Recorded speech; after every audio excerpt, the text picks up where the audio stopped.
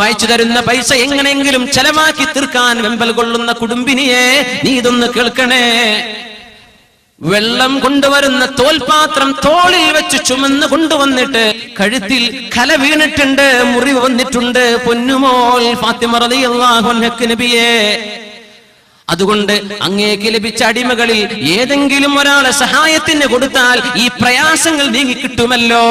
നോക്കണം, പ്രയാസം നീങ്ങാനായി വന്നത് ആഢാരത്തിനല്ല, ആർഭാടത്തിനല്ല വന്നത്, പ്രയാസം നീങ്ങാൻ.